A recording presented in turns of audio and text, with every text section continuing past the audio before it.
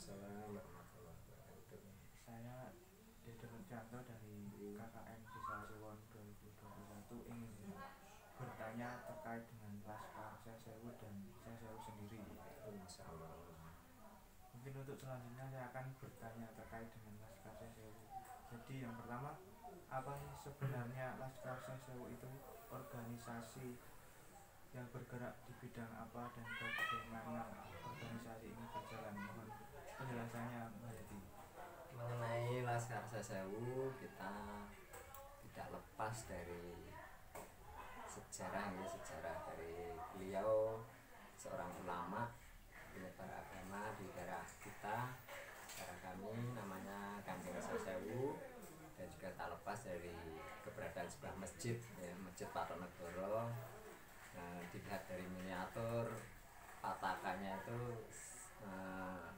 dari Pakualaman. Jadi kemungkinan Kanjeng Sesewu itu terah dari Pakualaman. Mengenai Laskar Sesewu sebenarnya itu pripun nggih? Dilihat dari sejarahnya dulu, itu hanya sekumpulan anak-anak muda. Waktu itu kita main ke tempatnya Pak Dukuh. Waktu itu kan belum jadi Dukuh, Pak Andi Prasetyo. Waktu itu ada wong wetan kali yang sudah lain kukupan Kulon Kali RT 34 12 itu pada ngobrol ngalor ngidul, ya ngomong ke saru-saru, ngomong ke hal-hal gaib ya namanya. Sing loro kuwi sing marake gayeng sampai kepada beliau Kanjeng Sesewu. Mbok yo ayo dong nganake apa sing membawa nama beliau. Terus kita beberapa orang itu berencana mbok ngedeke apa ya lah, ayo organisasi kumpulan nek ana pengajian awak dhewe do berperan gitu. Ya nek anu mesti dusun kita berperan gitu. Terus akhirnya kita sepakat untuk membentuk organisasi namanya Laskar Sesewu. Untuk ya banyak sekali, untuk salah satunya untuk mengenang beliau, menghormati beliau Kanjeng Sesewu. Untuk berdirinya itu sekitar 2004, awal-awal 2004. Waktu itu kita pripun nggih, ibaratnya itu dari nol.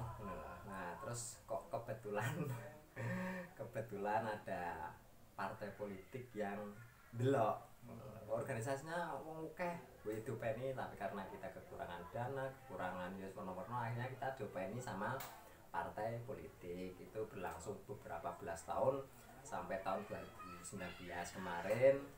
Kita semua sepakat untuk menghormati beliau Kanjeng Sesewu. Organisasi ini jangan dibawa ke partai, nanti terjadi yo disalahgunakan salah satunya itu. Akhirnya kita sepakat untuk mengentaskan nama beliau Laskar Sesewu menjadi partai organisasi non politik. Untuk bergeraknya kita di bidang kemanusiaan sesuai dengan misi kita. Misi Laskar Sesewu sebagai organisasi yang peduli kepada lingkungan sekitar, memberi ketenangan pada warga dengan mengedepankan norma-norma yang ada. Itu salah satu dari misi kita. Selain itu kan banyak sekali, salah satunya membantu program pemerintah dan sebagainya. Kedepannya kita punya visi untuk menjadi salah satu organisasi sebagai pusat pengaduan, pusat kegiatan informasi terkait dengan permasalahan sosial yang ada di lingkungan kita. Itu alhamdulillah 2 tahun yang kemarin, awal 2019 kita sudah berbadan hukum. Kita sudah ajukan pengajuan ke Kementerian Hukum dan HAM nomor sekian itu, dan akta notaris alhamdulillah sudah sah. Jadi Laskar Sesewu sudah resmi ke tingkat nasional untuk bergerak dalam bidang kemanusiaan. Jadi secara tidak langsung organisasi Laskar Sesewu ini memiliki semangat dari Laskar Sesewu sendiri. Insya Allah begitu, makanya kan Sesewu dibentuk, didukung oleh masyarakat sekitar yang notabene mereka itu wong-wonge dari Kanjeng Sesewu gitu. mungkin pertanyaan selanjutnya yang cukup menarik sebenarnya itu Syekh Sewu ini seperti apa dan perannya di desa Sewon itu bagaimana? Kanjeng Iya, saya Syekh. sendiri ya. Waktu itu saya kalau secara umur ya saya mungkin masih terlalu muda, masih ada yang mungkin mungkin berkomitmen dalam masalah makam beliau, masalah masjid sejarah mungkin ada yang lebih mengerti.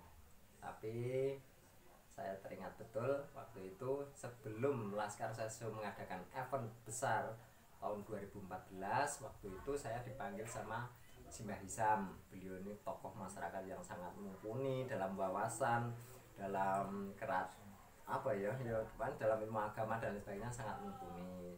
Selain beliau ada Mbah Nuri dan sebagainya. Itu malamnya saya dipanggil dek, jam 1 malam itu saya dipanggil. Waktu manggilnya saya Leksar gitu tau, kalau sekarang kan Mbak Yati. Dulu manggilnya saya Leksar, dipanggil Leksar kalau bisa ke tempat saya. Dia pesan sama salah satu orangnya, jadi Mbak Isam. Saya datang jam 1, saya ke padepokan beliau punya padepokan kecil tingkat 2 itu. Saya di atas itu sampai subuh, saya jam 1 itu cerita macam-macam, salah satunya itu kalau mau mendirikan Laskar Sewu nanti mbok yo disambung ke kalau dengan apa ya istilahnya dengan Sewu itu nyambung gitu. Nanti kalau misalnya kok gue kok digowo ngublut barang kan lah nyambung tuh mas. Nah, makanya kan pesan beliau begitu, terus akan secara nggak langsung saya juga sudah dibejang sama Mbah Hisam sendiri. Salah satunya itu membicarakan tentang sejarah beliau yang katanya dari Trah Mojopahit, Brawijaya. Itu kalau cerita dari mbah-mbahnya Mbah Hisam dulu begitu. Terus ada dari versi lain, kalau saya pernah baca waktu itu versi lain itu Kanjeng Sewu itu mohon maaf nih ya, waktu itu nggih, waktu itu kalau olah kebatinan seseorang kan beda-beda. Waktu mungkin saya sedang mancing-mancingnya itu mas, mungkin karena saya sedang peka-pekane, saya itu mendapatkan suatu apa nggih, sinyal kalau Kanjeng Sewu itu benar-benar orang yang sangat tawadhu, orang yang sangat sederhana. Itu sinyal yang saya terima waktu saya sedang mancing-mancingnya, waktu batinnya kayak bersinar ngono kuwi. Mengenai sejarah beliau, kalau saya lebih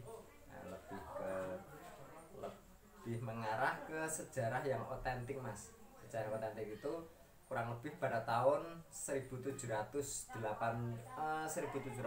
Nah itu kan masjid itu dibangun oleh beliau Rono Tigdoyo.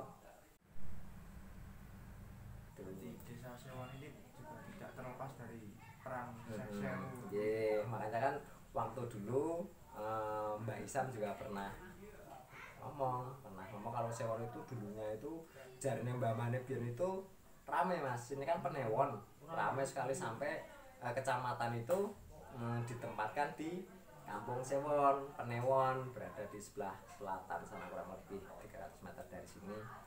Itu kantor kalau zaman biyen kantor distrik. Nah, itu karena Sewon ini termasuk desa sing rame.